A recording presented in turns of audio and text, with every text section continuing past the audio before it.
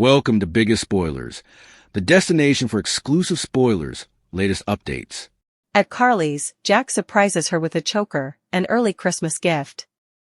He wanted to give it to her ahead now, but she has been at work, and he wonders what's been keeping her home. She simply says she loves this time of time and likes to get a jump start on decorating. Jack switches the content to Valentine and wishes Lulu would let him speak to Charlotte about her pater. Carly says she'll tell Lulu she believes he only wants to keep Charlotte safe, and they kiss. Lulu returns home from court, and Nathan says Charlotte's in her room, and all has been quiet. Lulu thanks him for being such a good friend. Lulu admits she fears Valentine will show up sooner or laterly, and Charlotte will go with him, and she wouldn't be suitable to stop her. Nathan relays that he has had several exchanges with Charlotte, and that she mentioned her mama had been veritably humane about the Valentine situation. They're interpreted when Jack shows up and asks to speak to Lulu in private. Lulu refuses to talk to him without Nathan present. Jack says he can bring her in if it comes to it, if she wouldn't let him speak with Charlotte, so Lulu tells him to take her in. Jack warns her that if Valentine gets to Charlotte, she'll be hunted down with her father, so what kind of mama would put her son in that situation?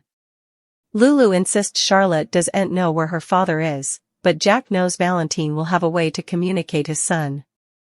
Charlotte has been raised to be his accessory, and he wants to save Charlotte from her father. Back at Carly's, Valentine appears as Carly removes Jack's choker. She informs him that Jack is worried as Lulu wouldn't let him talk to Charlotte, and she believes Jack wants the girl to be safe. Valentine calls it an act and asks how she got involved with Jack in the first place. Carly explains the whole Jason being blackmailed by the FBI plot, and that she went to Jack for help. Valentine informs her that it was likely Jack who made the substantiation the FBI was holding over Jason's head against her evaporate. Carly doesn't get it. Why would Jack do that for her when they weren't indeed dating? Valentine says it was all part of Jack's larger plan and what he could get out of it, and Brad and Britt hit the town. Britt and Brad go out to eat at Café Cherry and order champagne to celebrate their reunion. Brad wants his BFF to slip the details on where she's been over the 2 times. Britt tells him that she really allowed. She was going to die after the Hook attack, but rather she was saved and taken out of the country by people who work for her father. They wanted her to work on a cold emulsion design, and she lived at this gorgeous resort and was given an experimental medicine to keep her healthy. Still, there was a catch. Britt says the work they had her doing surely violates several arms covenants, and she worked in a lab with this wrangler, Pascal, overseeing her, but all the orders came from the top gen Sidwell. Brad knows he's Lucas Swain's daddy. She explains she got in trouble when the WSB showed up and she didn't identify them to her heads, and ended up with a lemon strapped to her ankle. That's when Jason came to her deliverance. Brad asks if Jason is still in the picture, but she says he just saved her and brought her back home. Brad asks if any part of her was sad to leave the resort. She says it was beautiful, but still a captivity, and her drug happened to arrive in Port Charles when she returned. She's still stuck working for Sidwell and is sleazy abettor, Pascal. Brad tells her to do whatever she needs to, as he doesn't want to lose her. Anna's rearmost scare. Anna is planning in her apartment when Pascal orders her to face the wall so he can bring her lunch. She does as asked, and he brings her a mess, while noting her tablet is full of intriguing notes, trying to figure out where she is. He leaves, and Anna finds commodity strapped under the charger of food Pascal brought her. What does Jason need help with? Jason shows up at Joss' place and says no bone.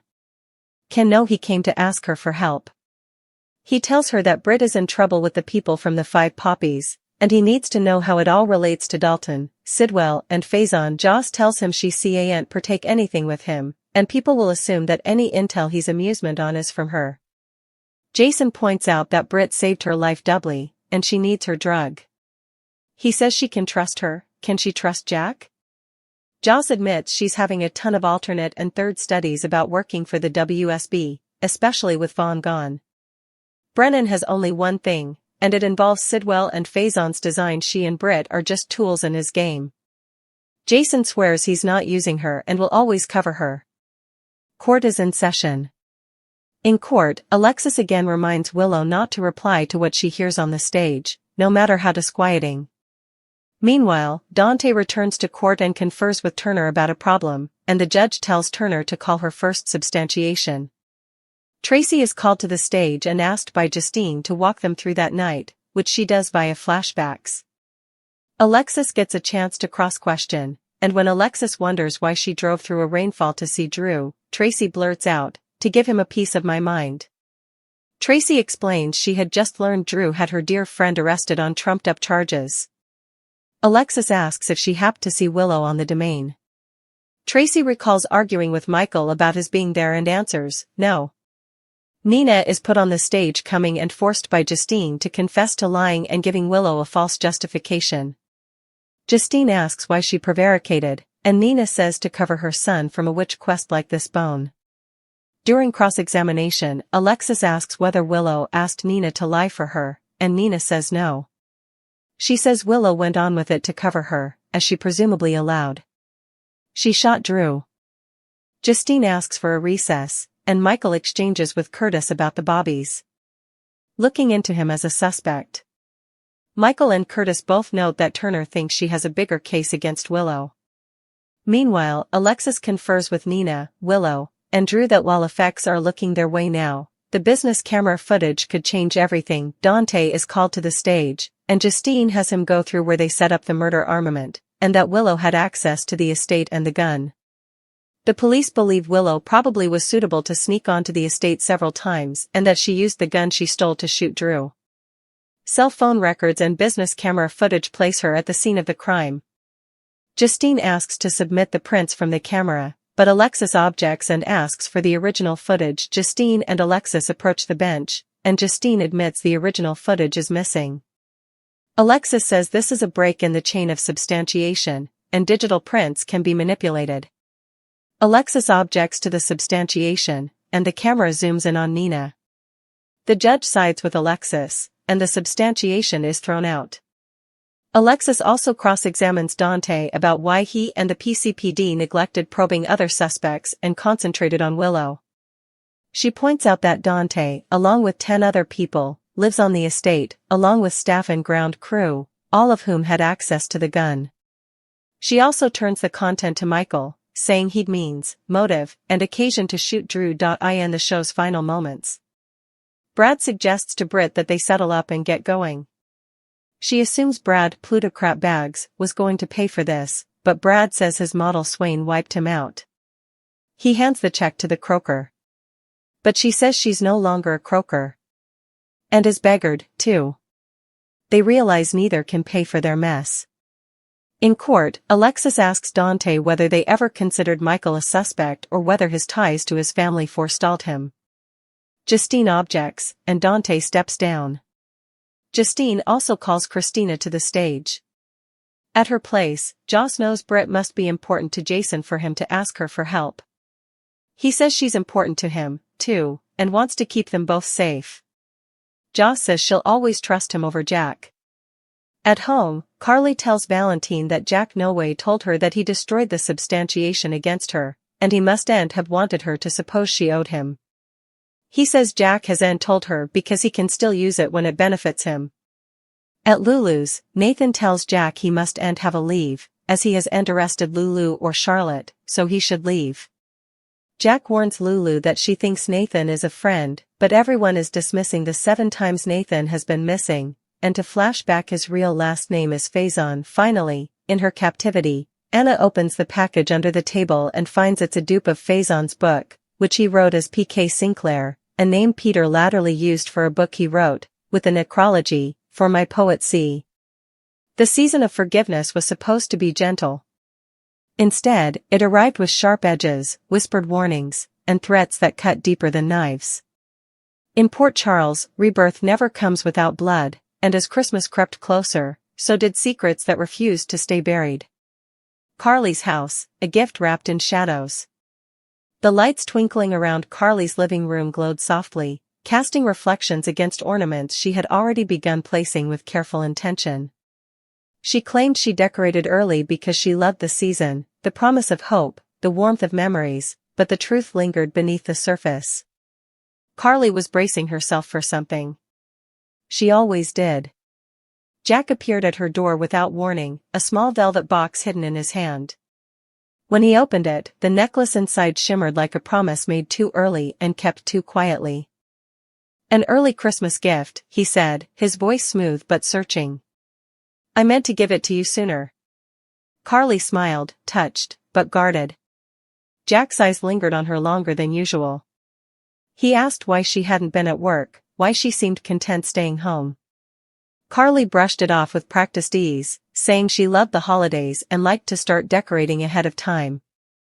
But Jack knew better. He always did. Then, like a storm cloud shifting direction, Jack mentioned Valentine. He admitted his frustration, not with Carly, but with Lulu. He wished she would allow him to speak to Charlotte. Not interrogate her. Not scare her. Just talk. Carly promised to speak to Lulu, insisting she believed Jack's intentions were pure, that he only wanted to keep Charlotte safe.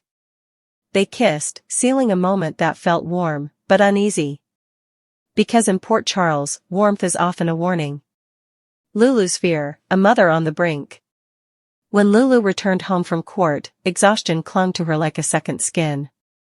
Nathan greeted her quietly, reassuring her that Charlotte had been calm, locked away in her room, the house unusually peaceful. Lulu thanked him, emotion breaking through her composure. Nathan wasn't just helping, he was standing guard in a war no one wanted to acknowledge. But Lulu's fear spilled out anyway. She admitted she knew, deep down, that Valentine would eventually surface. That he would find Charlotte.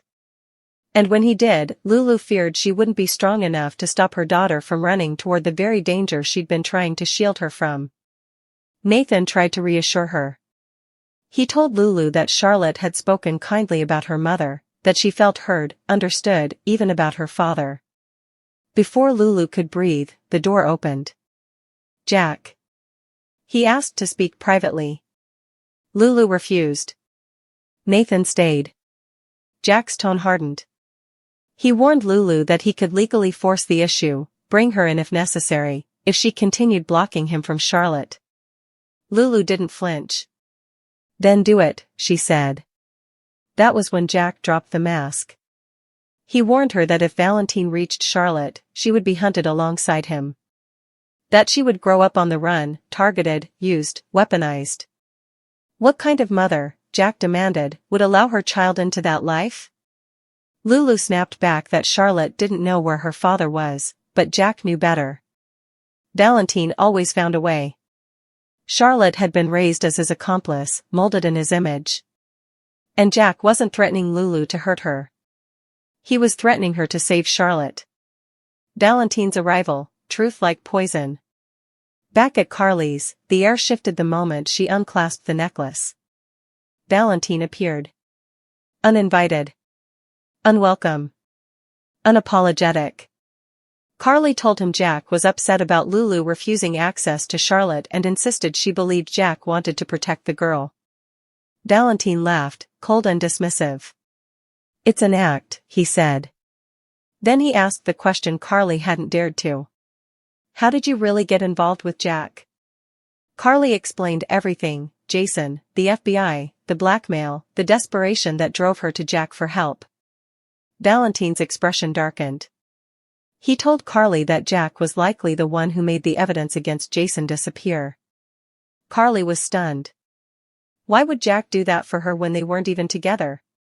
Valentine answered simply. Because it benefited him. Because Jack never does anything without leverage. And because someday, Carly would be expected to pay. Britt and Brad, champagne over confessions. At Café Cherry, Britt and Brad toasted their reunion with champagne, laughter masking scars neither of them had healed from. Brad pressed her gently, wanting to know where she had been for 2 years. Britt finally told the truth.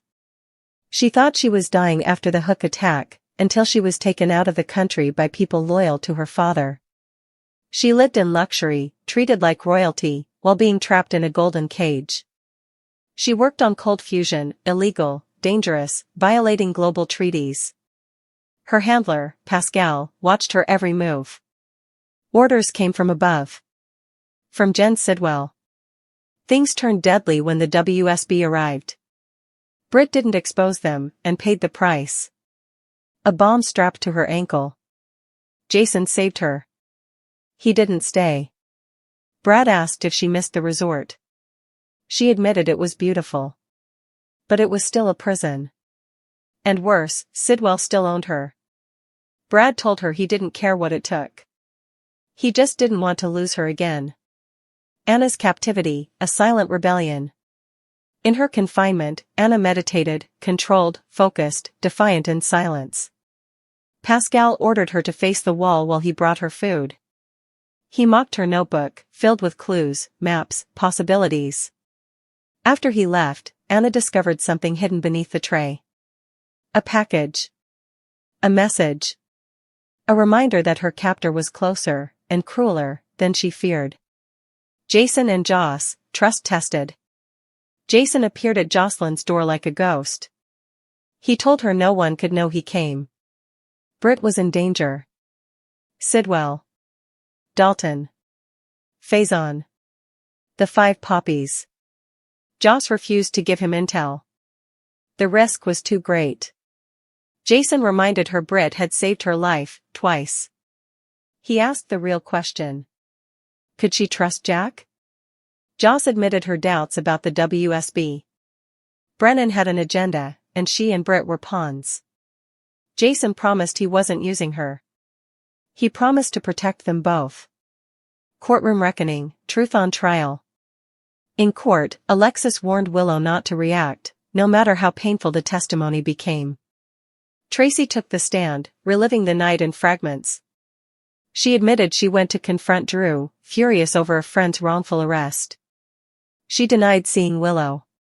Nina followed, confessing she lied, gave Willow a false alibi to protect her daughter.